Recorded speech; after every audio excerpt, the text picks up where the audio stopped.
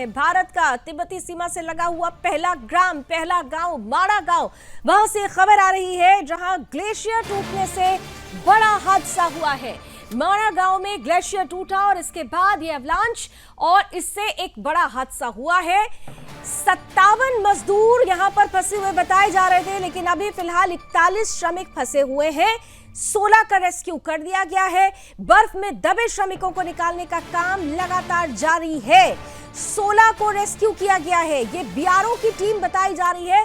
दरअसल जहां पर यह अवलांच हुआ है वहां से बीआरओ कैंप कुछ ही मीटर्स की दूरी पर था और यह बताया जा रहा है कि ये मजदूर बीआरओ की टीम से ही जुड़े हुए थे, बॉर्डर रोड ऑर्गेनाइजेशन, और इसीलिए जब यह अवलांच हुआ तो भारी संख्या में यहां मजदूर काम कर रहे थे। उन्हें बचने का मौका नहीं मिला, भागने का मौका नहीं मिला। फिलहाल ये अच्छी खबर है कि 16 लोगों को रेस्क्यू किया गया है, लेकिन स्टिल अभी 41 मजदूर इस एवलांच में फंसे हुए हैं। बर्फ में ये जिंदगियां फंसी हुई हैं, लेकिन लगातार इन्हें बचाने का प्रयास जारी है। आईटीबीपी गढ़वाल स्काउट की टीम बचाव में जुटी है। बीआरओ द्वारा संचालित निर्माण कार्य के दौरान यह हादसा हुआ है, जैसा मैंने अभी आपको बताया भी। फिलहाल पुष्कर सिंह धामी, मुख्यमंत्री उत्तराखंड, उन्होंने स्पष्ट रूप से कह दिया है कि बचाव और राहत अभियान में किसी भी तरीके की कोई कमी नहीं रखी जाएगी। तुरंत रेस्क्यू ऑपरेशन शुरू किया गया है। और इन सब के बीच अच्छी खबर यह है, ये देखिए पहली तस्वीर आ गई है, एक्सक्लूसिव तस्वीर है आपके सामने सुदर्शन न्यूज पर, जब 16 लोगों का रेस्क्यू किया गया। हालांकि अब भी 41 जिंदगियां बर्फ में दमी हुई हैं। चमोली डिस्ट्रिक्ट की बात है, जहां पर माड़ा गांव, पहला गांव कहा जाता है इसे, तिब्बत सीमा से लगा हुआ पहला गांव कहा जाता है। 26 किलोमीटर के बाद ही तिब्बत की सीमाएं शुरू हो जाती हैं और वहां पर बीआरओ की टीम यहां पर निरंतर सतत काम में लगी रहती है और इसी टीम से जुड़े हुए 57 मजदूर, 57 श्रमिक यहां पर जो अवलांच में दब गए थे, उनमें से 16 को रेस्क्यू किया गया है।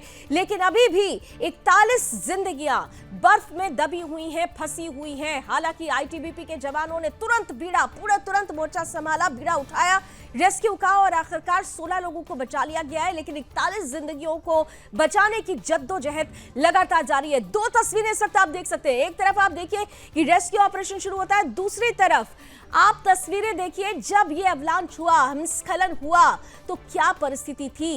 ये बर्फ का बड़ा टुकड़ा ग्लेशियर सीधे अचानक से टूट पड़ता है, गिर पड़ता है और यहां पर जो मौजूद 57 श्रमिकों की टीम थी वो इस बड़े हिमस्खलन में, इस ग्लेशियर के बड़े टुकड़े के बीच दब जाता है।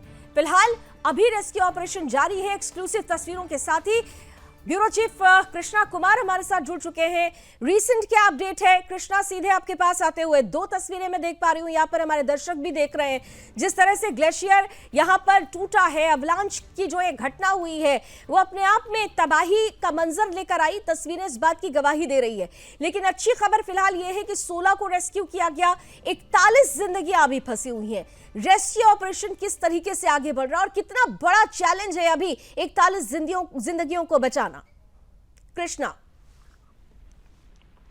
बिल्कुल आपने देखिए, आज एक और ये जो बड़ी खबर उत्तराखंड से आई है, इसमें अभी तक जो है कई जिंदगियों की जो जिंदगी है वो दांव पर लगी हुई है। कई जान अभी तक जो है वो प्रशासन और शासन के लिए बचाना एक तरीके से चुनौती बनी हुई है, क्योंकि एसडीआरएफ और आईटीबीपी की टीम जो है वो मौके पर पहुंच रही है और रेस्क्यू ऑपरेशन उनके द्वारा काफी देर से लगातार जारी है। क्योंकि इसमें 57 मजदूर जो है वो फंसे हुए थे, तो जानकारी की आधिकारिक तौर पर पुष्टि मिल रही है। उसमें 15 लोगों को जो है वो सकुशल बचा लिया गया है, जिनका ट्रीटमेंट जो है वो आर्मी हॉस्पिटल बद्रीनाथ में चलाया जा रहा है। क्योंकि मारना देश का प्रथम गांव है, बद्रीनाथ से 5 किलोमीटर की दूरी पर ये पड़ता है। वहाँ पे बीआरओ की टीम जो है वो सड़क खोलने में लगी हुई थी। सड़क पर जो भारी बर्फबारी हुई थी उसको हटाने का कार्य किया जा रहा था, लेकिन उसके पास ही जो एक बीआरओ का कैंप है, उसके पास से तेजी से जो है वो एवलांच होता हुआ वहाँ पे कर्मचारियों को दिखा जो रोड हटाने का कार्य कर रहे थे। तो वहाँ पे काफी ज्यादा भगदड़ मच गई, जिस भगदड़ में जब करीब जो है 57 मजदूर जो है वो एवलांच में दब गए थे, जिसमें से 15 को निकाल लिया गया है। 42 की जो है वो खोजबीन लगातार जारी है। क्योंकि इसमें देखिए लगातार सभी टीम, चाहे हम एसडीआरएफ की बात करें, आईटीबीपी की बात करें, चाहे आर्मी की बात करें, सभी जो है अपने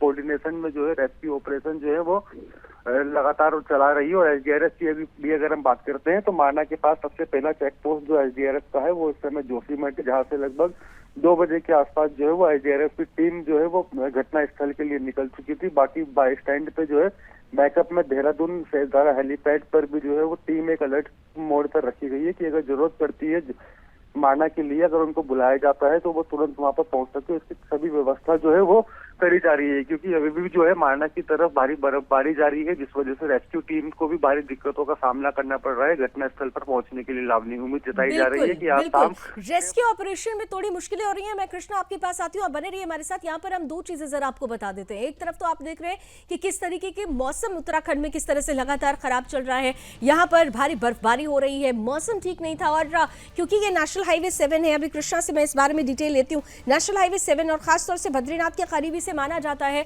और यहां से ही जो बर्फबारी हुई थी उसे हटाने का, सड़क को, रोड को क्लीन करने का ये पूरा कार्यक्रम चल रहा था, जिसमें ये टीम जुटी हुई थी। 57 मजदूरों की ये टीम थी, लेकिन अवलांच के बाद 16 बचाए गए, 41 अभी फंसे हुए। इन सबके बीच पुष्कर सिंह धामी, मुख्यमंत्री उत्तराखंड, उन्होंने बाकायदा ट्वीट भी आ गया है उनका। उन्होंने एक्स पर पोस्ट किया है। जनपद चमोली में माड़ा गांव के निकट बीआरओ द्वारा संचालित निर्माण कार्य के दौरान हिमस्खलन की वजह से कई मजदूरों के दबने का दुखद समाचार प्राप्त हुआ।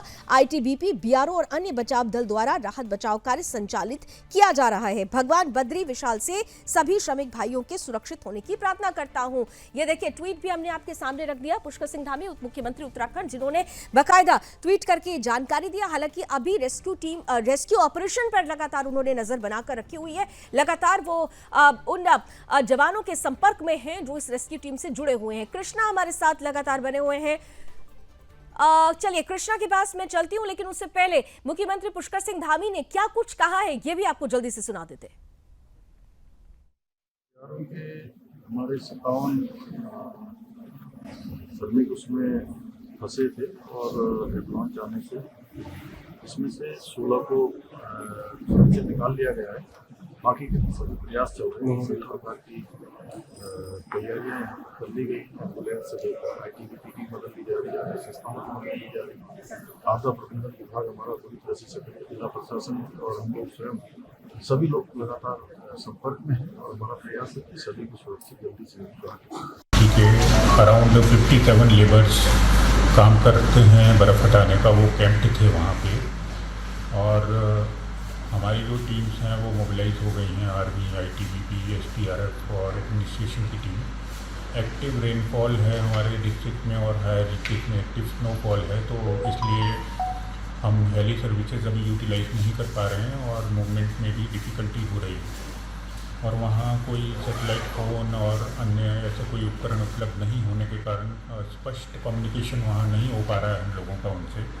लेकिन अभी तक कोई ऑफिशियल सूचना हमारे पास किसी कैजुअलिटी की नहीं है और हमारी यही प्रयास है कि हम सब टीम्स को लेके एक कोऑर्डिनेटेड एफर्ट करके सबको रेस्क्यू करें।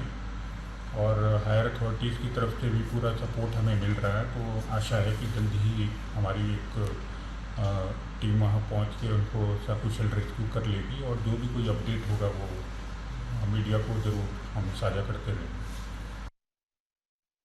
पुष्कर सिंह धामी को भी सुना और आपने जिलाधिकारी को भी सुना। साफ तौर पर जिलाधिकारी, बड़े अधिकारी ये बोल रहे हैं कि एक का कोऑर्डिनेटेड एफर्ट किया जा रहा है ताकि रेस्क्यू जल्दी से जल्दी पूरा कर लिया जाए। 16 लोगों को बचाया गया, जैसा मुख्यमंत्री ने भी आपको जानकारी बाकायदा उन्होंने अपने बयानों के माध्यम से दी। लेकिन 41 जिंदगियां हैं।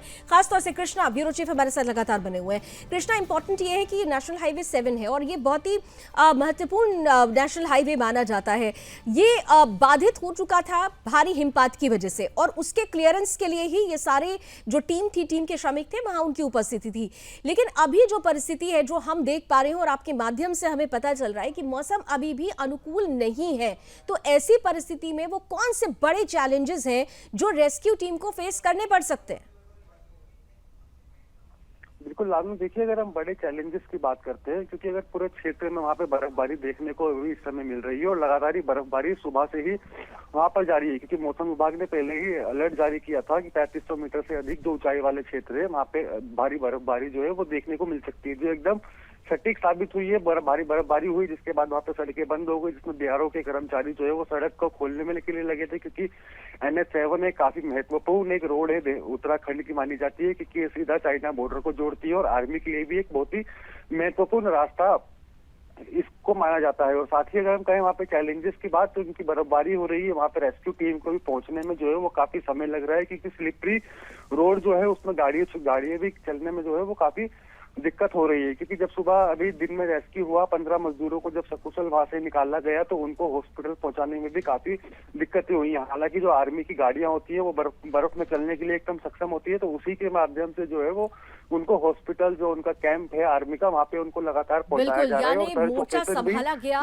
आर्मी ने, आईटीबीपी ने और एसडीआरएफ एनडीआरएफ की टीमों ने मोर्चा संभाल लिया है। 41 जिंदगियों को बचाना है। और अभी अभी जैसा कि ये जानकारी मिल रही है कि किसी भी तरीके की कोई ऐसी खबर नहीं मिली है जिसमें कोई कैजुअलिटी हो, ये एक अच्छी बात कही जा सकती है। लेकिन रेस्क्यू टीम का अभी जो फर्स्ट टारगेट है वो किसी भी तरीके से 41 के 41 जो श्रमिक इसमें फंसे हुए हैं इस एवलांच में, उन्हें बचाने की है। चुनौतियां बहुत हैं, लेकिन उन चुनौतियों पर पार पाने के लिए एक कोऑर्डिनेटेड एफर्ट्स के साथ ये पूरा ज्वाइंट ऑपरेशन चल रहा है रेस्क्यू का। और इसे देखते हुए ये लगातार उम्मीद की जा रही है कि जल्द ही ये श्रमिक भी सकुशल सामने होंगे, स्वस्थ रहेंगे, सुरक्षित रहेंगे।